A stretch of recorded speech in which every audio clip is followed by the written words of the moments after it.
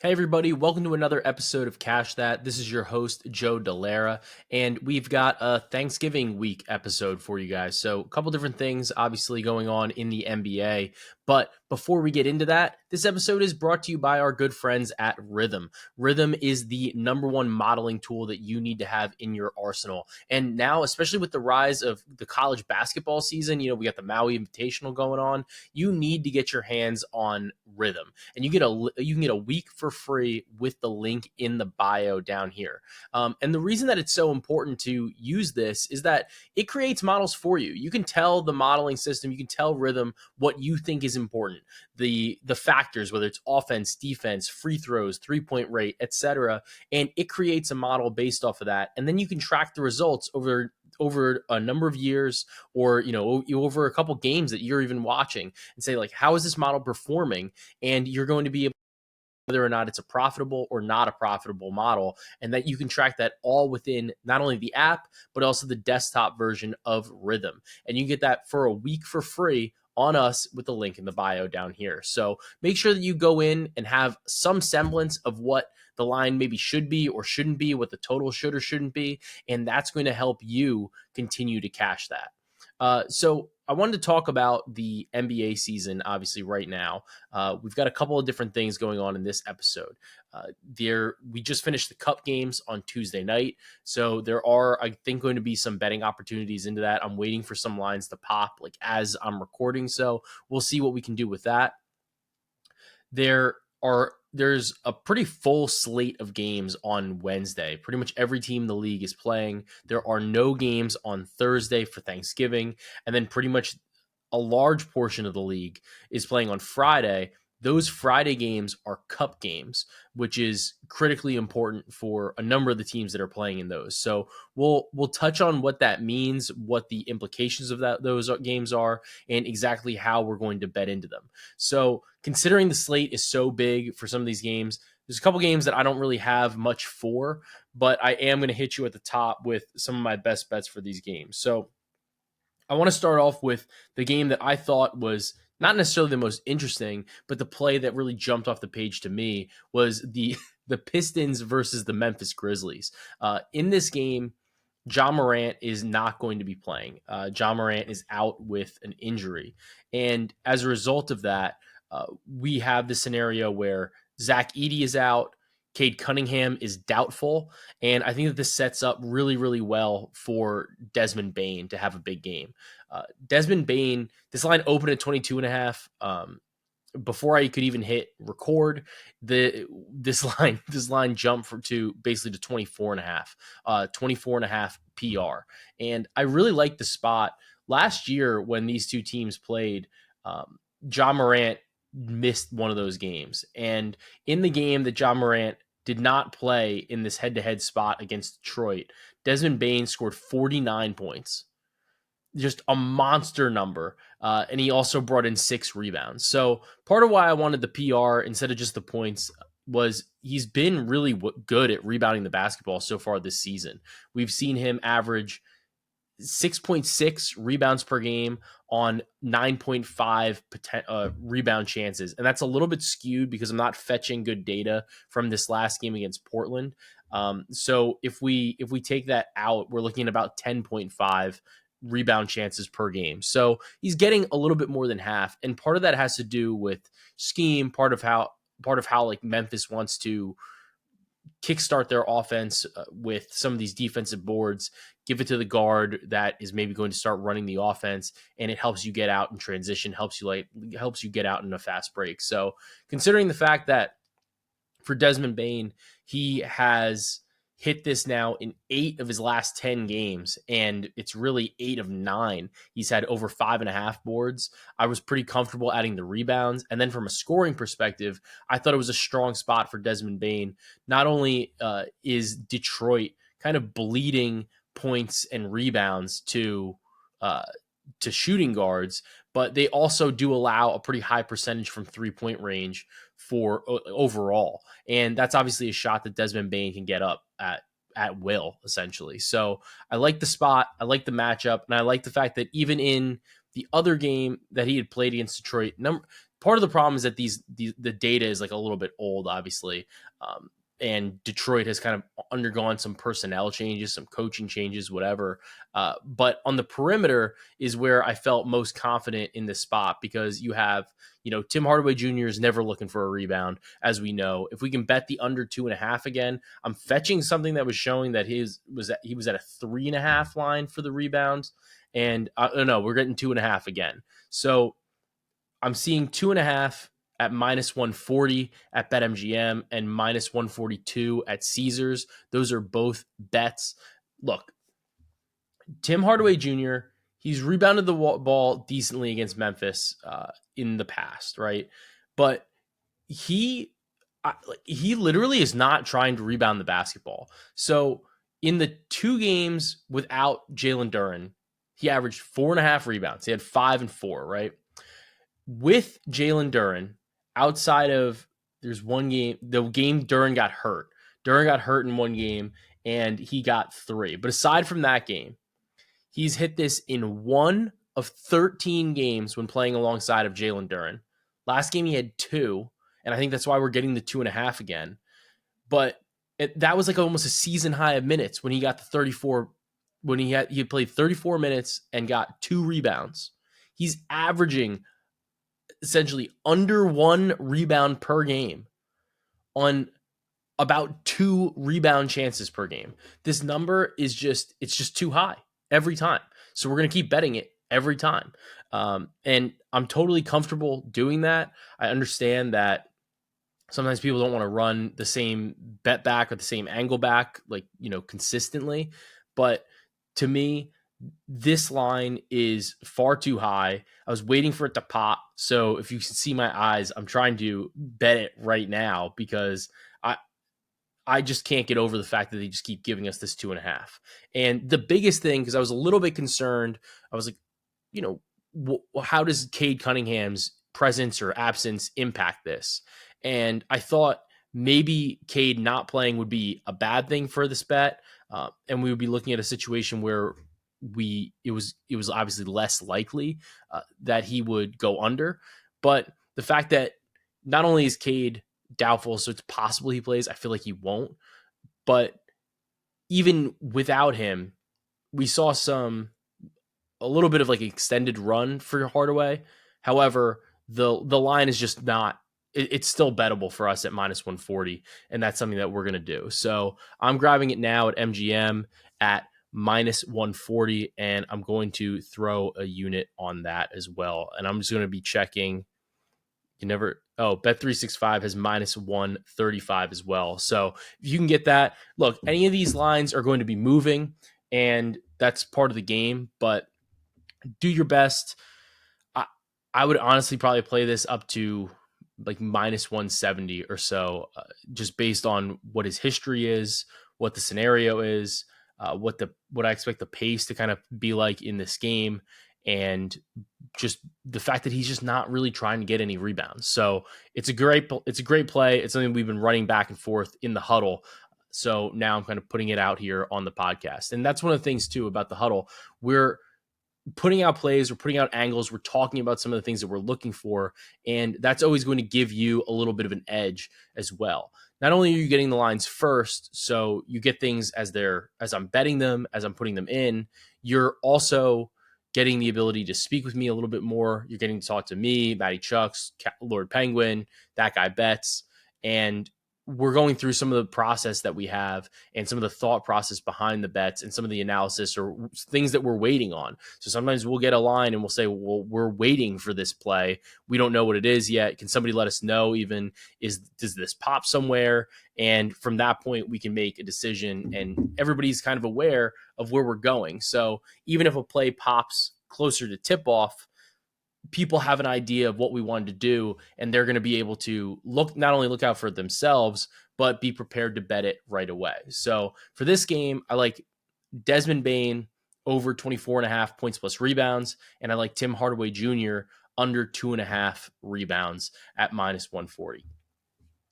The next game that I wanted to turn to was obviously I got to talk about the Knicks. So the Knicks are playing the Dallas Mavericks. The Knicks are 3.5, 4-point favorites, and it's interesting because they're on the road. And Jim Turvey actually brought up a good point when we were talking a little while ago. And the point was basically because it's Thanksgiving, maybe we're going to have some late scratches, a couple guys that maybe don't play due to injury or whatever, but it's really, an opportunity to give them maybe a chance to go home to their families, whatever, right? So Dunks threes right now has this game as New York 116, 115 in their predictions, right? And when we look at their adjusted net ratings, that kind of aligns because Dallas 10-8, they're plus 4.8 in adjusted net.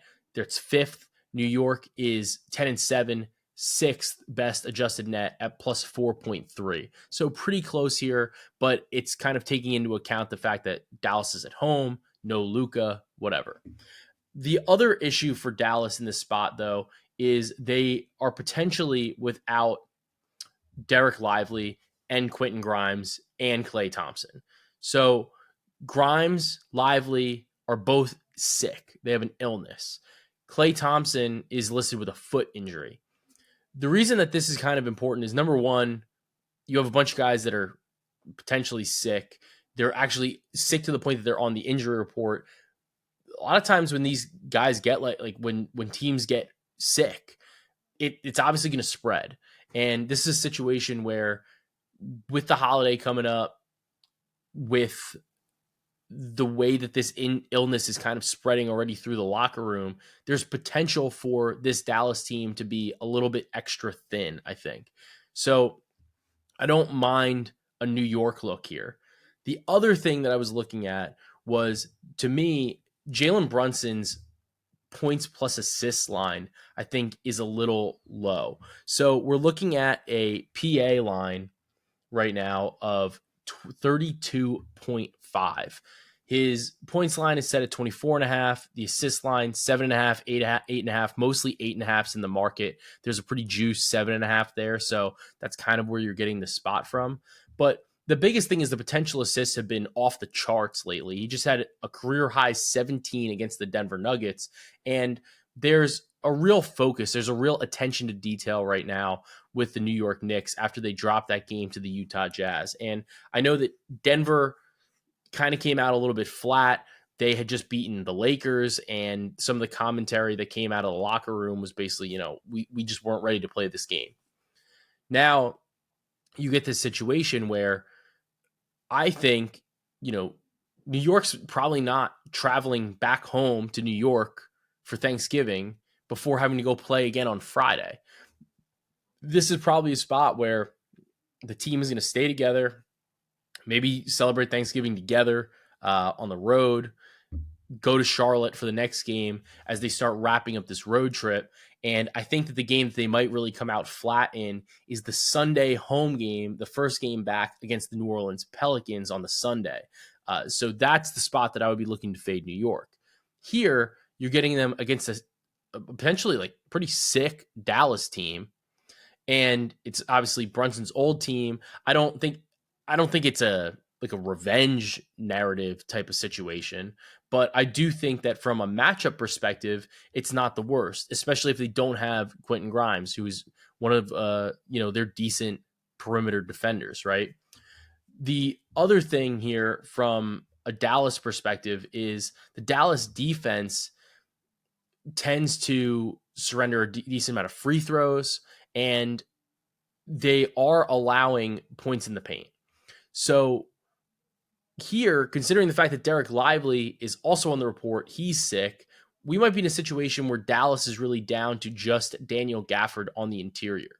And the reason I want the points plus assists is I want to be able to capitalize potentially on the fact that if Towns is able to play, because he was on the report, but oh no, they removed him. So Towns and McBride were both completely removed from the injury report. So Towns should play in this game, right? So with that in mind, I think that this Brunson Cat pick and roll could be devastating in a matchup where it's potentially only against Daniel Gafford on the interior. And whether that means that Cat is stretching Gafford out and Brunson's going to be able to get into the paint, or if it means that Cat is going to try to abuse Daniel Gafford on the interior, and that means that Brunson is going to be dishing some assists to him. I want to be able to capitalize on both. So at this number, 32 and a half, last year we were seeing, it's obviously a little bit different. We were seeing Brunson's points line just alone over the 32 and a half. So I know he's been a little bit of a different player this season, averaging 24.9 points per game, 7.9 assists per game. But over his last 10 games, he's still averaging 34.2 points plus assists. We're seeing pretty well-rounded efforts from Jalen Brunson. And I think that this is going to be a good opportunity to back him in this spot against his former team, against the Dallas Mavericks, as New York continues to build on this strong road trip and leads themselves into this game on Friday against the Charlotte Hornets. So I'm going to be on Jalen Brunson over 32 and a half points plus assists. A couple other games that I thought were interesting for a couple different reasons. One of those games is the Heat versus the Hornets. The Heat just lost a pretty thrilling game to the Milwaukee Bucks for the NBA group phase that they're in. And that essentially more or less eliminates them from the competition, right? But the reason it's important is that not only is it a back-to-back, but they're playing against the Hornets and they're playing against LaMelo Ball. LaMelo has been insane, just absolutely insane this whole year, right? And the thing that's been really crazy for him is that when Bridges has been out, he's just been preposterous. The usage is literally off the charts. It's at 43.7% in the 6 games that he's played without Miles Bridges this season. He's averaging 38.8 points per game. His points line for this game, coming off of 44 against Orlando and 50 against Milwaukee, right? Those are his last couple games. And then he also scored 35 against Orlando earlier in the year, too. So he's doing this against elite defenses. His points line's 32 and a half. Joe, what is the most amount of points LaMelo Ball has ever scored against the Miami Heat? 28. And over the last couple seasons, he's only averaging 20.3 points per game. Now, I will say, and those are numbers without Miles Bridges. Looking at last year, he only went over this line of 32 and a half points in one game without Miles Bridges. He was 1 for 10 on the number, averaged 22.2 points per game. It's just a totally different dude. Just completely different player this year. And I want to bet this line. I think that LaMelo has been that good. But the prior history, the fact that Miami has a tendency to really bog down teams. They have a tendency to really bog down the scoring ability of some of these teams, gives me a little bit of pause. But then you look and you say, well, Damian Lillard just went crazy, doing almost the exact same thing that you would expect LaMelo to do. And LaMelo's a little bit bigger. He's a little bit shiftier, honestly, at this point in his career. So it's definitely a spot that I'm considering, but I do have some concerns here about the pace of this ball game, considering that Charlotte plays at the 20th pace, Miami plays at the 23rd pace. So it's a slightly slower game, I would expect, than the Milwaukee game from Tuesday night. So while it's something that I'm looking at, 32 and a half is just, it's such a high number that LaMelo could have, 38 and 8, and we go, that's a great game. And he'd miss this line. So I have some hesitation. I have some reservations about the line in regards to that. So I wanted to bring it up as a point because I think that it's really an interesting thing that he's doing. He's just been absolutely incredible, just shooting the leather off the ball. But I think that this is the spot where I'm like, I don't know if I need it. If he catches it, great. But I just don't think I need it in the spot against the Miami Heat. The Rockets play the 76ers. The Rockets locked up their group in the NBA Cup last night. Now they get a matchup against the Sixers, so rest disadvantage for the Rockets. However, Sixers have no Paul George, no Joel Embiid. Maxey and McCain probably going to go crazy. That's just what they're going to be able to do.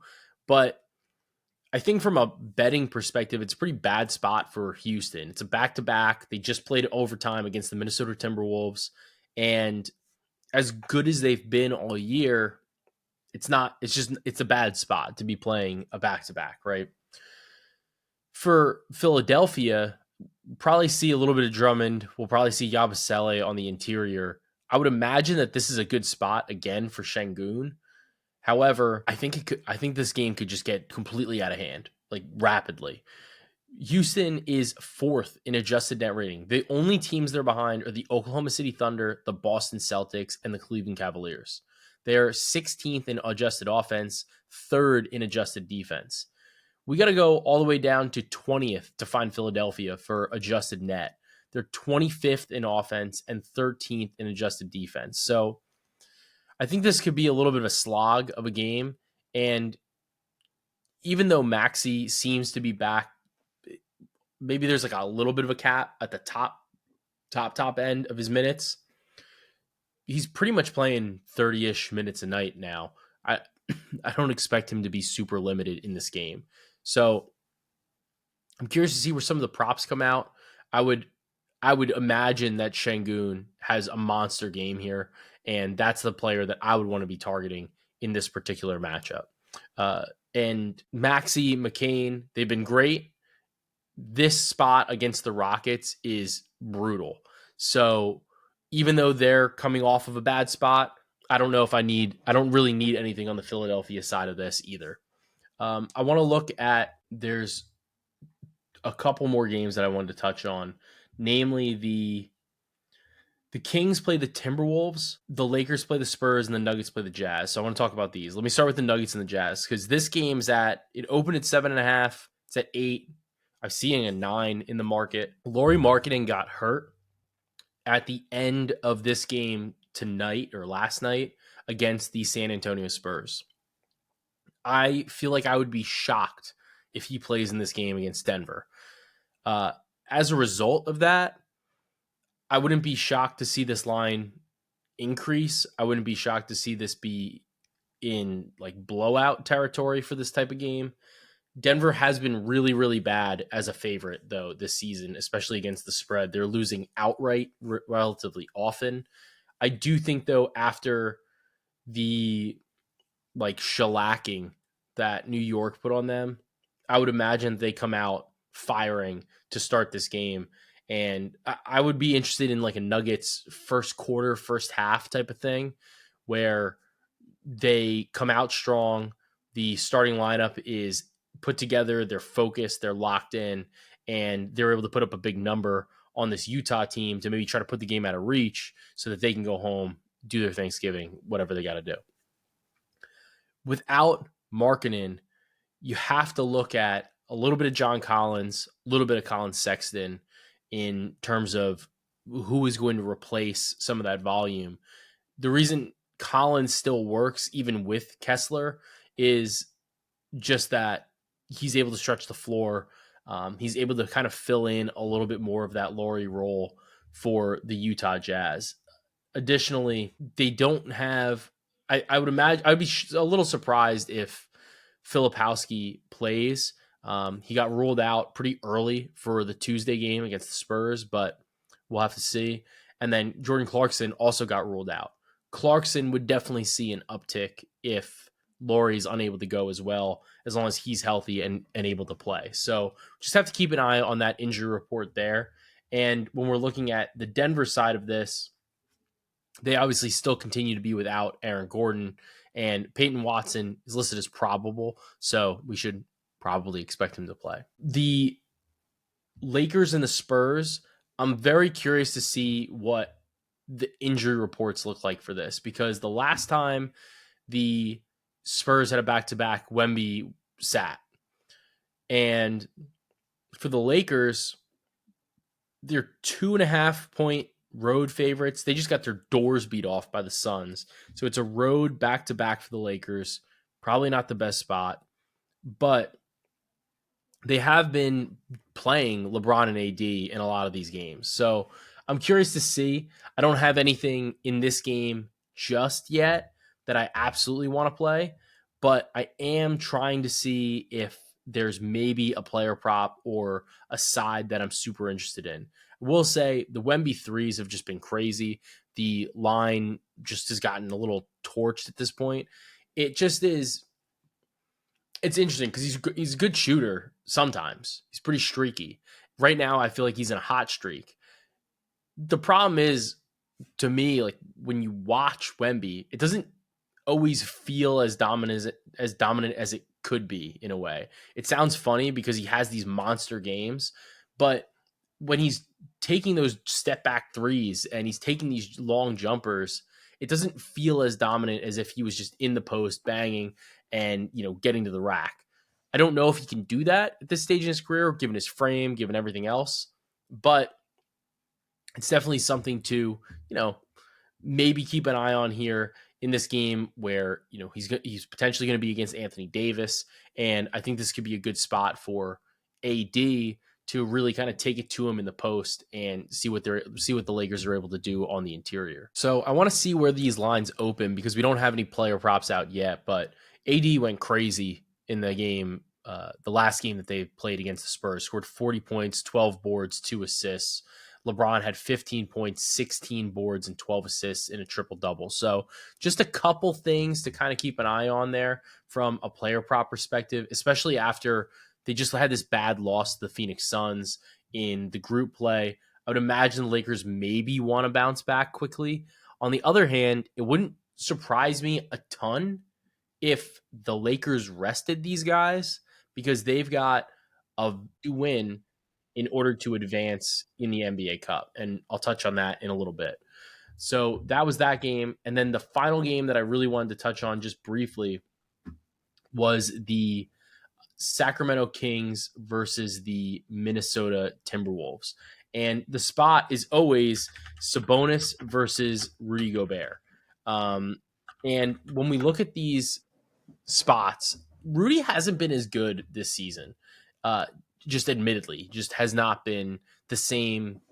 I think he's been good defensively in terms of the overall scheme, but in the counting stats, it just has not really been as tight this year.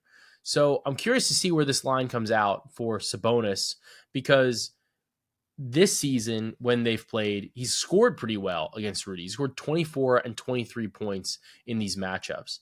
Not really crushing on the glass, not really doing much from an assist perspective either. Only 1 assist and 4 assists, and then 8 boards and 12 boards, which is obviously below par for him.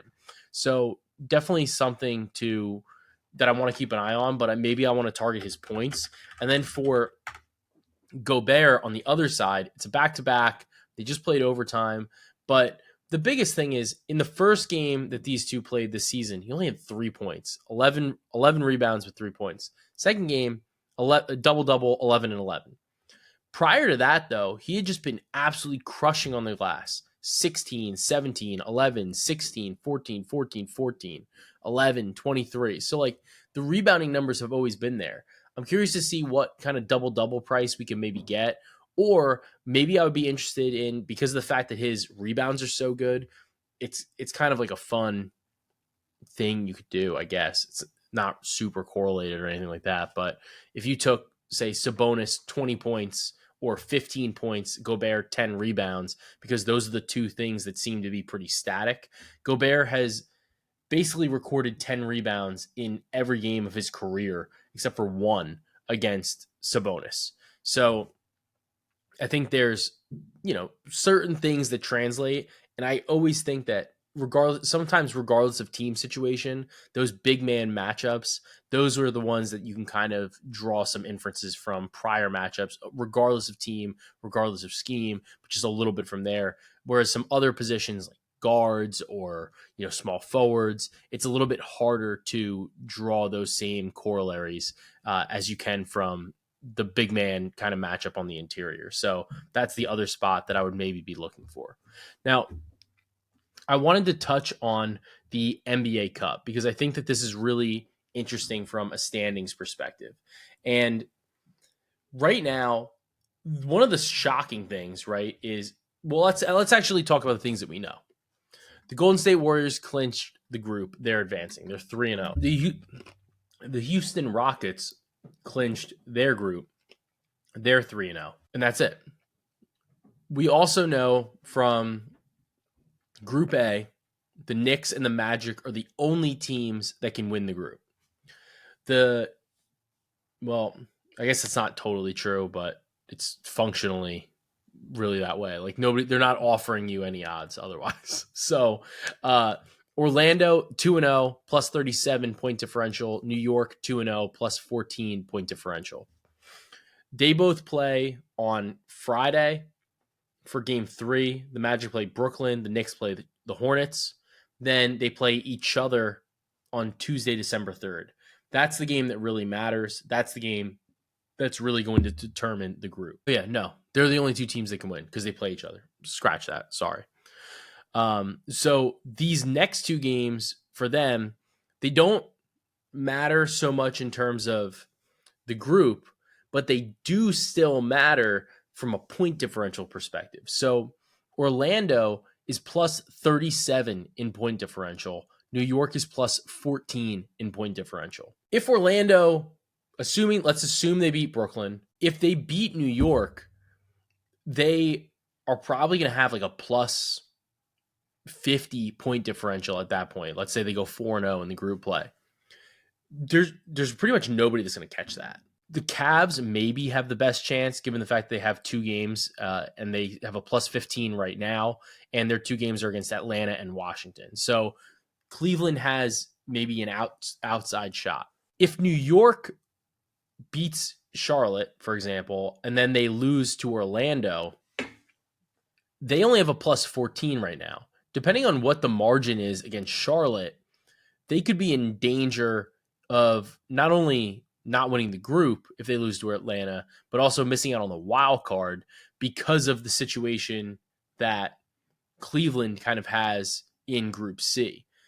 So that's probably another thing to kind of keep an eye on. So I think that this game for New York in particular against Charlotte is going to be one where I might want some alt lines. I might want some like margin bets simply because while New York has some title aspirations, I do think that this is something that's important to the franchise. I think it'd be important to Tibbs. And I think that it would be important for this team to kind of be able to rally behind and say like, well, we are going to go try to win something. Let's go see what we can do and put our best foot forward. So that's a spot where I could see them kind of pushing a little bit further and trying to up that point differential because it's so important considering they have to play basically their toughest game yet against Orlando on that December 3rd date. Looking at Group B, Milwaukee didn't clinch. They're 3-0. The reason they didn't clinch is that Detroit, even though they're 2-0, the only 2 teams that can win the group at this point are Milwaukee and Detroit. Detroit plays Indiana on Friday. That game just doesn't really matter from a group perspective. It would matter from a point differential perspective, but kind of like I've said, it depends on what happens with the Orlando New York game, whether or not you're really going to have a chance here. Detroit's only a plus 4. So they have to beat Indiana essentially by margin in order for this to really be relevant. And then because if they lose to Milwaukee, it's obviously going to be a negative number and it's going to bring them down. So and if they beat Milwaukee, then they just win the group and the point differential doesn't matter. So that's important. Miami, not technically dead yet. They would need a lot of things to break their way to get in at the wild card. But I think it's possible they maybe try against Toronto a little bit harder. But it wouldn't shock me if they just said, we're just going to treat it like a regular game. It doesn't really matter to us. Group C is fascinating right now. Group C, you have the Bulls, the Hawks, the Celtics, all 2-1.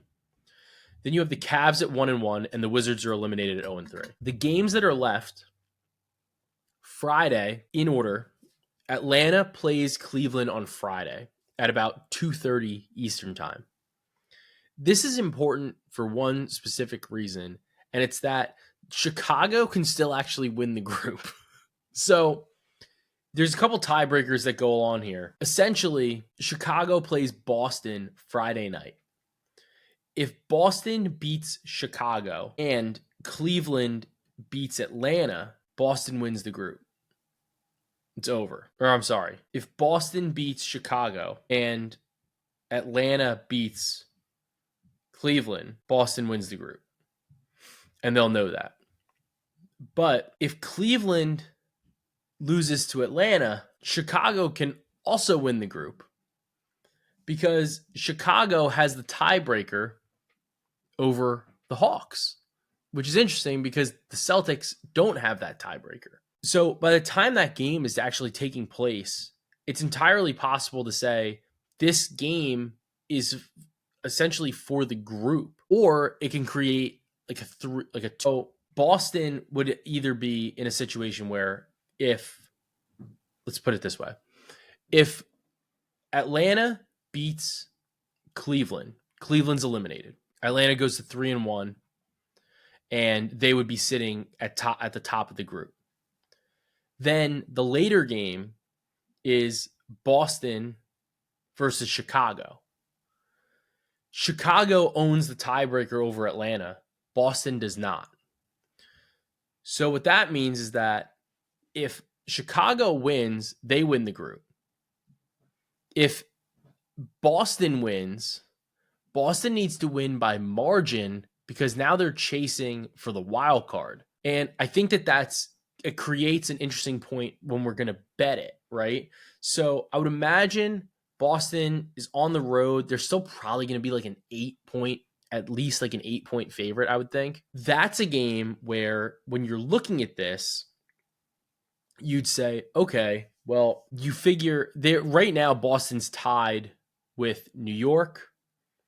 They're one behind Chicago. That one really doesn't matter. And then the Cleveland one wouldn't necessarily matter either. But they're basically tied with New York, and they're close with like Miami, Detroit, whatever. Boston would need to win by maybe like 20, 25 points to feel some level of comfort here, because New York still has those games against the Hornets, and the Magic have the game against Brooklyn. And then they obviously play each other. So Boston needs to put up a big number because they don't have the tiebreaker. So they're just in a wild card scenario. Whereas Chicago just says like, well, we just have to win. If Chicago beats Boston, they have then the scenario for them to win is they have to beat Boston, and then Cleveland has to lose to one of Atlanta or Washington. If Cleveland beats Atlanta, and we have the situation where then the Hawks are basically eliminated from winning the group, then it creates an interesting spot because then Boston could still win the group. The Hawks, or if the Cavs beat Atlanta and they move to 2-1, the Hawks move to 2-2, then and Chicago beats Boston. If Cleveland beats Washington, Cleveland wins the group. If they beat Atlanta and lose to Washington, Boston could win the group. So it's created this little bit of like an odd scenario here where there's a couple different things that can happen, but it does set up for a situation where I think we have a mispriced market. And that market is for the Chicago Bulls to win the group at 25-1 at ESPN. Basically, the way that I see this is that it's Chicago on the money line against Boston, Cleveland losing to one of Atlanta or Washington. That's the bet. So to me, I think this is probably about like 10% probability. At 25-1, it's 3.5% implied. So I think it's worth a sprinkle. I think you could put like 0.1 units, 0.15. I think it's a bad number, and it's especially relevant because when I'm saying I think it's about 10%, It's 9-1 on FanDuel, which has 10% implied. So we're getting, through my calculations, loose math, we're getting a decent edge on this 25-1, where we really need one thing that for sure has to happen, and then one of two things that has to happen. I don't think it's completely improbable that Cleveland loses a game to Atlanta on the road on Black Friday, the day after, obviously the day after Thanksgiving. I just don't think that it's that improbable.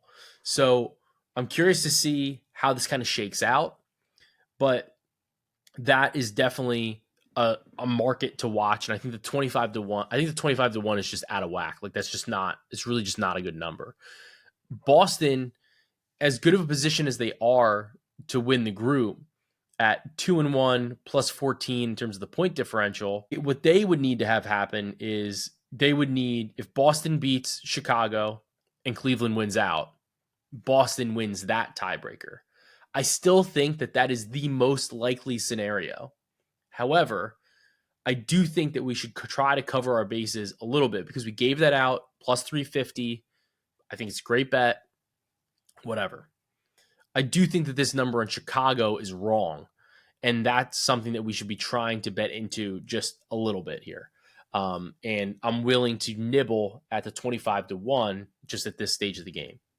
Now, let's look at the West, because the West, I think, is in a way more interesting, because two of the groups are really Group A and Group C are essentially done. The reason I say that is, for Group C, the only thing that really matters here, because the Warriors already locked it up at 3-0, the Mavericks are 2-1 with a plus 41 point differential. That is by far the highest out of all of these teams that still haven't clinched, right? Their final game is against the Memphis Grizzlies, who you just really never know who's going to be healthy. You don't know who's playing, whatever. But the thing is, Dallas doesn't even have to win by a lot. They just really pretty much have to win. They don't have to. If they do, they'd be 3-1 with, assuming, the best point differential, I would imagine. I think that Dallas is going to get through, right? But it's possible they lose to Memphis. There is a chance, right? And then that would create a situation where maybe the Clippers or the Blazers could sneak in from Group A, or one of these other teams from Group B, whether it's the Suns, the Lakers, the Spurs, or the Thunder, could sneak in at 2-2 or 3-1. Now, the reason that Group B, I think, is the most interesting is because of the way the matchups are and the way that the numbers are kind of priced, right? So right now, there's a couple games left. The Lakers on Friday play against the Oklahoma City Thunder, and that game is in LA. I'm not sure what the spread is going to be. I wouldn't be shocked to see the Lakers be a home dog or it to be a pick'em, but that's probably about where I could see it, right? For the other game, the other relevant game really is the Suns versus the Spurs. So both of those games are going to be happening. And then you have the Thunder have one more game. They have to play the Utah Jazz. For argument's purposes, I'm assuming that Oklahoma City will beat Utah. If you look at this, then there are a couple different tiebreakers that are super relevant, because the Spurs are suddenly a little bit more alive than you would have thought. Looking at the way this goes, there's a couple different tiebreaker scenarios, right? So Phoenix now owns the tiebreaker over the Lakers. The Lakers own the tiebreaker over the Spurs. Those are the known results. Those are the known head-to-head tiebreakers that we can have. Based on the number of games left, we are not going to be in a situation where we have, assuming Oklahoma City beats Utah, we are not going to be in a situation where there's one 3-1 team. We are going to be in a situation where there are two 3-1 teams, but it's not going to go into point differential for the conference or for the group. It's going to go into head-to-head. The Lakers play the Thunder. The Spurs play the Suns. If you had to look at this and you'd say, who do you think wins the Lakers or Oklahoma City, you'd say, I think that the Lakers are a particularly bad matchup for Oklahoma City, but let's say for arguendo's sake, I think based on power rating, everything else, Oklahoma City wins that game. Then if the Spurs play Phoenix, who do you think wins? Phoenix has been dominant when they have everybody in. So let's say Phoenix wins. In that scenario, because Oklahoma City beat Phoenix, so that's another known entity, I'm sorry. Because Oklahoma City beat Phoenix, they own the head-to-head. They advance. So there is this situation where you could have one of these two teams maybe push Dallas for the wild card spot. But when you're looking at some of the futures here, I don't necessarily think that all of them are perfectly aligned with what the probable outcomes are. So I think that because it's sort of a parlay, but it's not really a parlay. What I'm getting at is that when we look at the head-to-head matchups and what's left, and then the way the tiebreakers kind of have to go, the most likely scenario is that Phoenix beats San Antonio, Oklahoma City beats the Lakers. In that instance, Oklahoma City advances. Oklahoma City is 12-1 to win the NBA Cup. If Oklahoma City advances, they're probably going to be one of the favorites to win the Cup. Outside of, especially coming out of the West. Because you'd have Golden State, maybe Dallas, maybe LA, or no, it wouldn't be LA, maybe Phoenix, maybe the Rockets, right? So there's that situation. Alternatively, let's say the Spurs beat the Suns and the Thunder beat the Lakers. If that's the permutation that happens, the Spurs actually have the tiebreaker over the Thunder. So what does that trigger then? In that game against the Utah Jazz, where Oklahoma City plays Utah on the last game, so December 3rd, Oklahoma City would have to win by an absolutely mammoth margin to advance. That's their way through then, would be point differential. So a lot of times, like I mentioned for New York against Charlotte in particular, that's a game that I would be looking for alt lines. For Oklahoma City, we would be looking for an alt line against Utah. And then even if we pivoted over to like Group A, you're looking for alt lines, not like essentially the Clippers and the Blazers both have a chance in theory to get through because they're 1-1. Highly unlikely. And they play each other, so it's really only one of them anyway. But the Clippers, I think, are better than the Blazers. But the Clippers have two opportunities. They have to play Minnesota, who's a tough play, and they have to play the Blazers, who they could maybe run the score up on. Those would be two spots where you'd be saying, I'm going to look for some alt lines. I'm going to try to capitalize on the fact that there's some point margin stuff here. To a degree, it's hard because you don't know all the motivations. You're not 100% sure of who cares about these types of things or who cares about winning this, whatever. But those are the spots. Those are the betting spots. And we saw was last year was in like the fourth game of these scenarios where it was the final game of the group stage. That was really when we started to see the teams gun for it and try. So that's what I'm going to be keeping an eye on. And I think that there is going to be some value moving forward. So right now, I think the plays that you can make are the Bulls 25-1 to win the group. I think that you can make a play on Oklahoma City to win the title at 12-1. I would do it small, but I think that that is probably the most likely scenario. I think that you can also wait.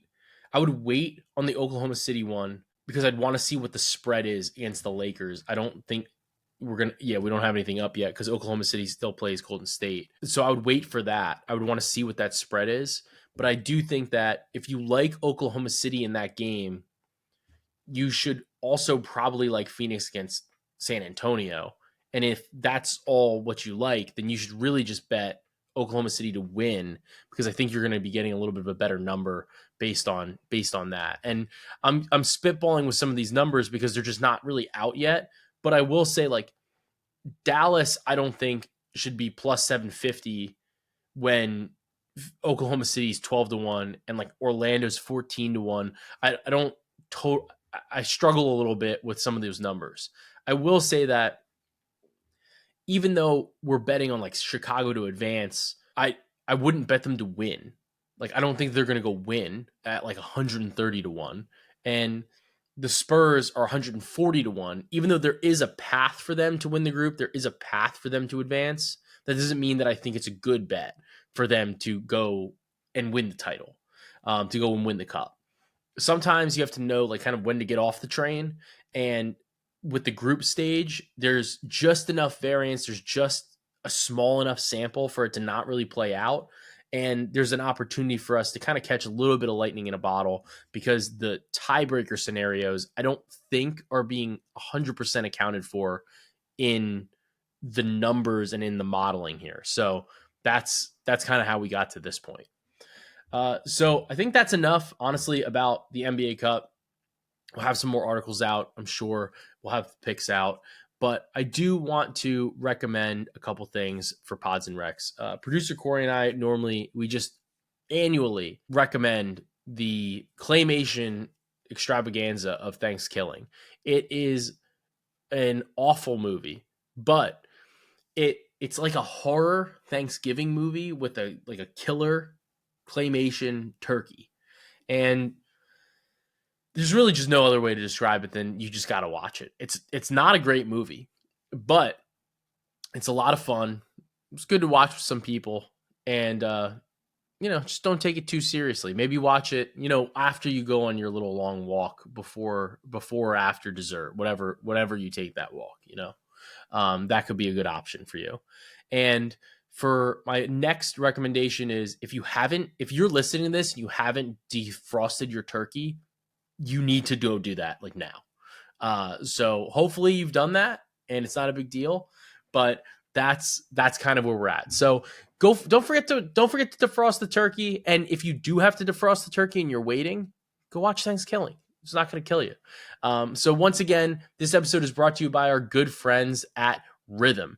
And Rhythm is the #1 AI betting modeling tool that you can have literally in your pocket, on your phone, at your fingertips at any point during the day. And it's going to help you with college basketball, MLB, NBA, everything, including player props. And that's the biggest thing. You're going to be getting the hit rate charts if that's something that you want, but it also is going to give you actual projections on where they're finding, like how many rebounds is a player going to get, how many assists is a player going to get. And that can help guide your analysis and say, like, is there something I'm missing? What is this picking up on that I'm missing, or vice versa? Or great, it's in alignment with me. This is perfect. I can go lock it in.